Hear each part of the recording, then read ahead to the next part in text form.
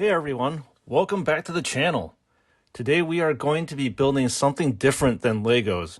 In some ways, I may even love Warhammer 40k more than Legos. No, sounds like sacrilege, right? Anyways, we're going to be putting together some various Warhammer 40k Primaris Space Marine models. In this particular build that you are seeing right now is that we are putting together a Primaris Lieutenant with a Neo-Volkite pistol, and he's carrying around a massively detailed storm shield. What is also cool about this model is that it is sculpted with a holster for the pistol, as well as the power sword on the left-hand side of the model. This lieutenant fulfills a HQ slot on the tabletop game, and I believe can be found in the Indomitus Box Set, which was released back sometime in July of 2020. I believe it was on the 25th. I also believe that this was the first set you could buy the Blade Guard that is pretty much ubiquitous in most Space Marine armies these days. So what you see me doing right now is cleaning the mold lines off the models. You have to clean these mold lines off the models because if you don't, it makes your models look ugly when you try to paint them. The huge paintbrush is used to brush off all the plastic flakes because you don't want those flakes to stay on the model. Again, if you try to paint the model with the plastic flakes on it, the model will look ugly and uneven. Just to give you all some background, I started playing Warhammer 40k back in, I think it was like 1996, when 2nd edition was in full swing. Back then, I had a small but respectable Blood Angel Space Marine army, and I also had an Eldar Aspect Warrior army. I know, when the heck was the last time you heard about an Eldar Aspect Warrior army these days, right? Anyways, every Friday night I would play Warhammer with my friends, and then I seriously would get owned every single time. I was a terrible player who did not really think about tactics, so I would rush up the battlefield on every occasion I get and basically get my figurines slaughtered. Well, regardless, I still found the game to be fun, but moreover, I love the aesthetics and the building of the miniatures. You had the Space Marines who were big, bulky, and blocky, and then you had the contrast in the Elder who are thin and graceful. The designers back in the day, and still to this day, keep this aesthetic going. So when college hit, I did not have any time for all these Warhammer quote-unquote nonsense because I was doing, well, college man-child kind of things or shenanigans in which you could probably guess what college people were doing or still doing right now. Anyways, much like my Lego hobby, this hobby got lost in the warp. Yeah, here I am speaking in Warhammer 40k terms, or in other words, this hobby went on a very, very, very long hiatus. Then in probably one of my more boneheaded moves, because I was a poor college student, yeah, I sold all but 4 of my models. What did I buy, you ask? I have absolutely no idea. Whatever it was that I bought, I still regret selling my models to this day to buy whatever the heck that I got. And here I am rambling on and on. Anyway, what we are building right now is a Primaris Sergeant for a group of Space Marines called Intercessors. The Sergeant is the leader of the group and will actually call out orders of the squad. This particular model was actually released back in June of 2017 with the launch of, I believe, the 8th edition of Warhammer 40k. Dark Imperium is now discontinued, but you can find half the models in the set called Heroes of the Chapter currently, and I believe it retails for about $75 USD. Anyway, Dark Imperium absolutely made waves, whether it would be good or bad, within the Warhammer 40k community, because it actually introduced everyone to Primaris Space Marines. I'm not really going to go too deep into the lore and the background of this particular type of Space Marines, but just to let you know, no new generation of Space Marines were introduced since the early 90s. This then caused more than a stir amongst the old school players because they thought that Games Workshop was going to phase out the old, or what we called, mini Marines. On the flip side, there were also people who eagerly embraced these new Space Marines. I myself took a little while to warm up to these new models. Anyways, I wanted to give you some more background with my history with Warhammer.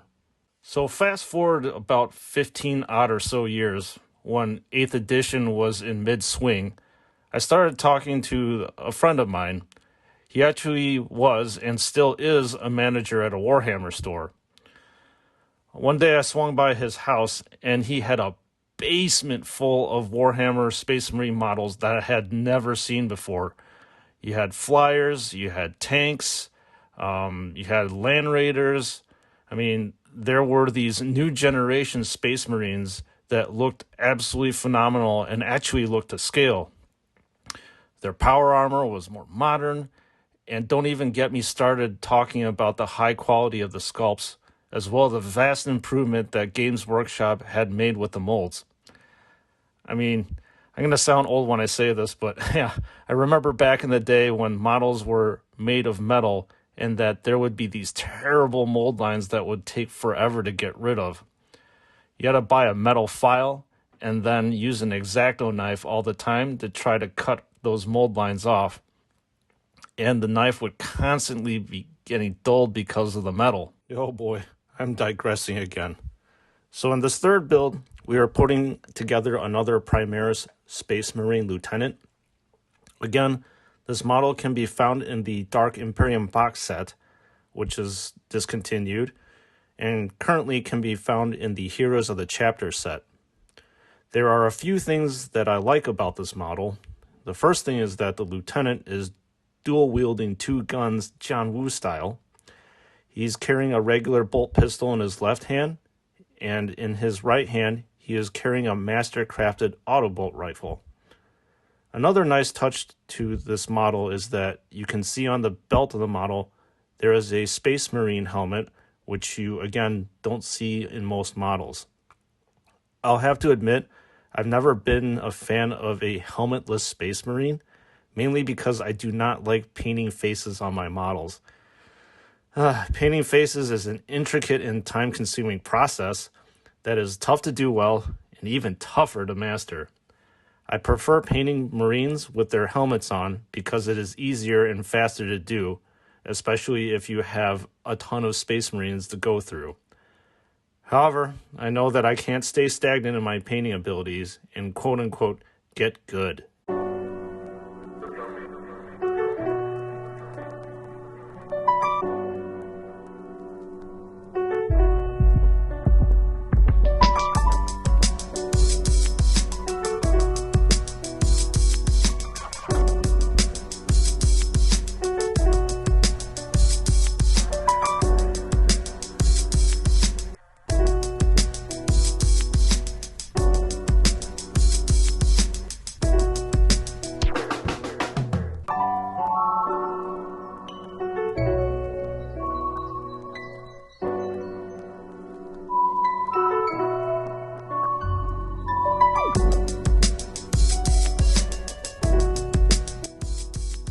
So in this fourth and final build, we are putting together another Primaris Space Marine Lieutenant, which can be originally found in the discontinued Dark Imperium Box Set, and currently found online at Games Workshop in the Heroes of the Chapter set.